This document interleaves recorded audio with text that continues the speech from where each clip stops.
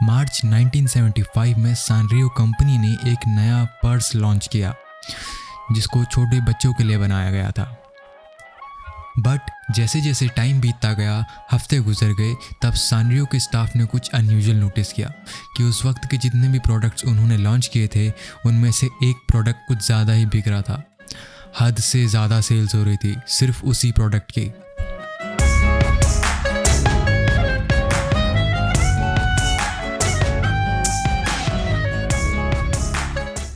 ये बाकी कैरेक्टर्स की तरह दिखती ज़रूर है, पर ये किटी उनकी तरह फेमस कार्टून या कॉमिक से नहीं आई। इसकी कोई पर्सनैलिटी नहीं है, ना ही कोई बैक स्टोरी है, ना ही कोई नाम है, और ये कोई इमोशन भी एक्सप्रेस नहीं करती। बाकी कैरेक्टर्स के पास किसी ना किसी टाइप का मीडियम है, जैसे डोरेमोन, पिकाचू टीवी पे आते हैं, कोई मैगजीन्स में आता है, मांगा, कॉमिक्स, यहाँ तक कि न्यूज़पेपर्स में भी अलग अलग तरीके के कार्टून्स आते हैं। पर सैडली इस किटी के पास कोई मीडियम नहीं था। ये जस्ट एक स्टोर के कोने में पड़ी हुई थी, स्कूल स्टेशनरी के साथ। पर्स की इतनी सक्सेस देखते हुए सैनरियो ने इस किटी से रिलेटेड बहुत सारे प्रोडक्ट्स लॉन्च किए, जैसे कि school supplies, cute kitty accessories, stickers, phone covers और भी बहुत कुछ। इसको देख के ऐसा लगता ही नहीं कि इससे बिलियंस ऑफ डॉलर्स का एम्पायर बना है। येट आज 40 साल बाद एक आइकॉनिक डिज़ाइन जिसको हमें पहचानने में आधे सेकंड का टाइम भी नहीं लगता, as Hello Kitty. Hello Kitty just एक डेकोरेशन नहीं है, she is one of the world's largest licence properties, जिससे ये उतनी ही आइकॉनिक है जितना कि मिकी माउस या डोरेमोन।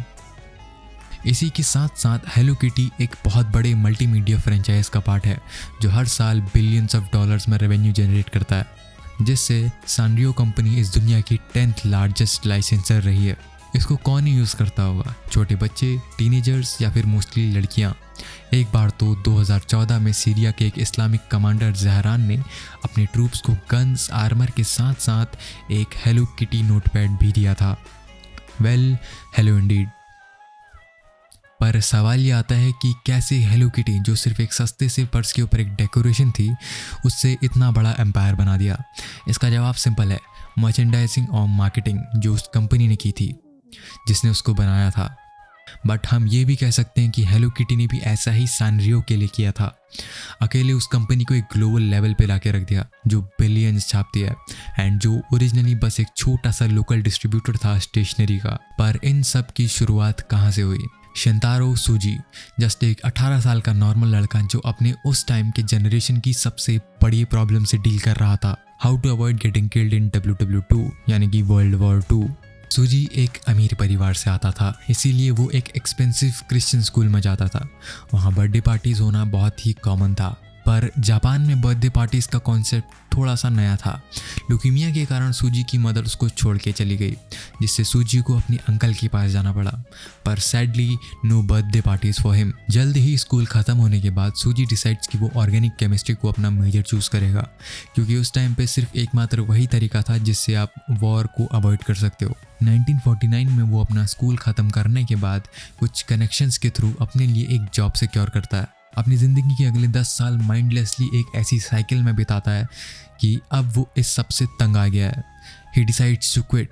उसके सारे कोवर्कर्स भी उससे कहते हैं कि अब 10 साल बाद नौकरी छोड़कर क्या करेगा, पर उसने उन सबको गलत साबित कर दिया। अगले ही दिन वो गवर्नर के ऑफिस गया एंड मीटिंग ख़त्म होने के पहले उसके हाथ में 1 मिलियन येन थे, जिससे उसने टोक्यो में एक इन्वेस्टमेंट कंपनी खोली जिसका नाम रखा यामानाशी सिल्क सेंटर, जो लोकल प्रोडक्ट्स जैसे wine, fruits and obviously silk बेचता था। अराउंड 1960s के दौरान जब उसका बेटा एलिमेंट्री स्कूल अटेंड कर रहा था, तब सूजी उसके क्लासमेट्स से पूछता है कि उनमें से कितने लोगों को बर्थडे गिफ्ट्स मिले हैं, जिससे उसको पता चलता है कि 35 में से सिर्फ 3 बच्चों को बर्थडे गिफ्ट्स मिले हैं। अनलाइक सूजी, वहाँ पे किसी ने बर्थडे पार्टीज का भी एक्सपीरियंस नहीं की थी। तभी से सूजी ने डिसाइड कर लिया था कि उसको बर्थडेज या गिफ्ट्स को लेके एक बिजनेस खोलना है। स्मॉल गिफ्ट्स बिग स्माइल उसकी कंपनी का मोटो बन गया। एक दिन जब वो यामानाशी सिल्क सेंटर के कॉन्ट्रैक्टर से मिलने गया, वो देखता है कि उनमें से एक कॉन्ट्रैक्टर अपने साथ एक छोटी सी स्ट्रॉबेरी एक्सेसरी लाई है जो सूजी को बहुत पसंद आती है, जिससे 1962 में सूजी अपने यामानाशी सिल्क सेंटर की फर्स्ट ओरिजिनल प्रोडक्ट बच्चों के लिए एक रबर की सैंडल लॉन्च करता है जो थोड़ी सी स्ट्रॉबेरी जैसी दिखती है। उसका रिस्पॉन्स इतना अच्छा था कि सूजी ने स्ट्रॉबेरी के अराउंड मल्टीपल प्रोडक्ट्स लॉन्च किए। अपने स्ट्रॉबेरी प्रोडक्ट्स की सक्सेस देखते हुए सूजी ने नए प्रोडक्ट्स रिलीज किए। इस बार थीम स्ट्रॉबेरी की जगह चेरीज थी, बट ये गंदी तरीके से फेल हो गया। उसका कहना था कि स्ट्रॉबेरीज और चेरीज दोनों एक ही टाइप के फ्रूट्स होते हैं, तो फिर स्ट्रॉबेरी अच्छी और चेरीज बुरी क्यों? उसको पता था कि उसको मदद की ज़रूरत है। सूजी ने कहा कि उसकी स्किल्स बिजनेस में है, डिज़ाइन में नहीं, एंड मुझे आर्टिस्ट्स की ज़रूरत है। जिससे सूजी ने अदो मिजुमोरी को अप्रोच किया। मिजुमोरी अपने प्राइम टाइम में जापान के कवाई कल्चर को जी रही थी, बट उससे पहले उसने सूजी के लिए एक ऐसा कैरेक्टर बनाया जो सूजी की स्ट्रॉबेरी से ज़्यादा सेल्स लाता है, जो कि एक कैट थी। ओरिजिनली सूजी चाहता था कि मिजुमोरी उसके लिए एक लड़की का डिज़ाइन एक्सेसरी बनाए ताकि वो उसको बेच सके, पर मिजुमोरी ने एक लड़की की बजाय एक क्यूट किटन बनाई जिसको हेलो किटी के एंसेस्टर भी कहा जा सकता है, जिसका नाम था मीटैन। 1965 में मीटैन का एक्शन फिगर बहुत ज़्यादा पॉपुलर हुआ एंड आने वाले कुछ सालों में सूजी ने मिजुमोरी के 50 से भी ज़्यादा प्रोडक्ट्स बेच दिए थे, जिसमें से मीटैन 1960s की सबसे ज़्यादा आइकॉनिक कैरेक्टर थी। 1971 में जब सूजी ने खुद का इन हाउस डिज़ाइन डिपार्टमेंट बनाया जिसमें यंग आर्टिस्ट हायर किए, मोस्टली आर्ट स्कूल से थी। सूजी ने उनको सिंपल डायरेक्शन दी थी कि बस कैट्स या बियर्स को ड्रॉ करो। 2 साल बाद 1973 में सूजी ने डिसाइड किया कि वो अपना फर्म का नाम चेंज करके सानरियो रखेगा, जिसका मतलब होता है सैक्रेड रिवर। सानरियो के लिए सबसे बड़ा ओरिजिनल हिट एक कैट या बियर नहीं बल्कि एक लड़की थी जिसके ब्रेड्स हैं और जो एक यंग आर्टिस्ट रोको मीडा ने बनाई थी, जो ऑब्वियसली सूजी को बिल्कुल पसंद नहीं था एंड सबको लग रहा था कि ये फ्लॉप रहेगा, बट ये 1970s का टॉप सेलर बन गया। जब रोको मेडा अपने डेस्कटॉप पे इन इलस्ट्रेशंस पे काम कर रही थी, वहीं साइड में उसकी कोवर्कर शिमिजू भी अपने एक सीक्रेट प्रोजेक्ट पर काम कर रही थी, सेम यंग और डायरेक्टली आर्ट स्कूल से हायर की हुई थी। पर इस आर्टिस्ट को कैट्स बहुत पसंद थी जो कि सूजी के डायरेक्शंस के अकॉर्डिंग परफेक्ट थे। इसका कहना था कि कैसा होगा अगर किटन्स बोल सकती, आइसक्रीम खा सकती, बाकी लोगों की तरह शॉपिंग कर सकती, एंड इसको एज अ रेफरेंस लेके शिमिजू ने सबसे पहली ड्राइंग बनाई एक किटन की जो एक स्ट्रॉ से कुछ पी रही थी। एंड ऑब्वियसली फिर से सूजी को ये पसंद नहीं आया, उसको लगता था कि दिस वॉज ओके। उस मोमेंट में बस ये एक आइडिया था एक कैरेक्टर को लेके जिसको 1975 में लॉन्च किया गया and as you know it ये उस साल का सबसे बड़ा हिट बन गया जो कि एक छोटे से पर्स में चिपका हुआ था। ये सक्सेस एक सरप्राइज की तरह थी, किसी ने भी एक्सपेक्ट नहीं की थी। 1977 में सबसे पहला किटी बूम देखने को मिला जहाँ पे उस साल बहुत सारे किटी प्रोडक्ट्स लॉन्च हुए थे। बच्चों में इसका क्रेज़ इतना बढ़ रहा था कि इवन स्कूल एडमिनिस्ट्रेशंस को भी लगने लगा कि ये क्यूट किटी बच्चों के लिए उतनी ही इम्पॉर्टेंट है जितने कि ये पेंसिल।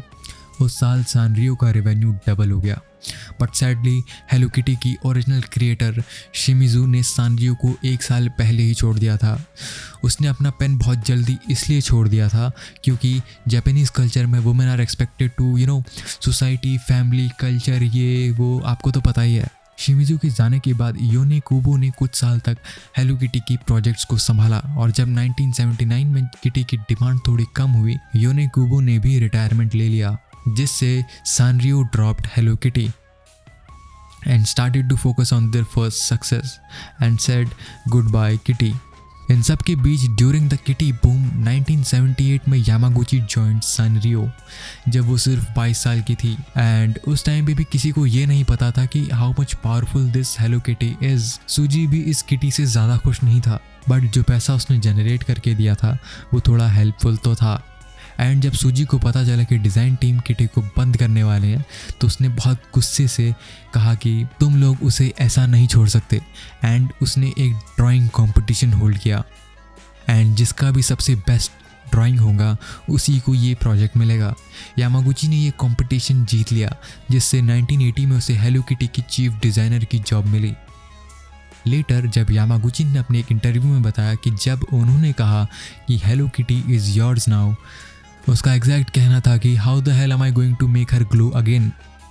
यामागुची सही टाइम पे एक ऐसी पोजीशन पाई जब जापान एक ऐसे फेज से गुजर रहा था जहाँ पे लोग एंटरटेनमेंट को प्रायोरिटी दे रहे थे। 1980s में जापान इकोनॉमिकली अपने पीक पे था, ग्लोबली म्यूज़िक और भी अलग अलग चीज़ें फेमस हो रही थी। जैसे कि कराओके, जिस पर ऑब्वियसली मैंने एक वीडियो बनाई है, आप चाहो तो देख सकते हो। मोस्ट इम्पॉर्टेंटली, जब सानरियो छोटे बच्चों के लिए स्टेशनरी बनाता था तब कि ये छोटे बच्चे अब बड़े हो गए हैं एंड आज भी इनको वो क्यूट स्ट्रॉबेरी से लेके हेलो किटी तक सानरियो के सारे प्रोडक्ट्स पसंद हैं। इन सब fashion trends, technology, economic boost, independence, culture, इन सब के बीच में सानरियो खड़ा था। अब हेलो किटी सिर्फ बच्चों के लिए नहीं बल्कि एक ग्लोबल आइकन बन गया था।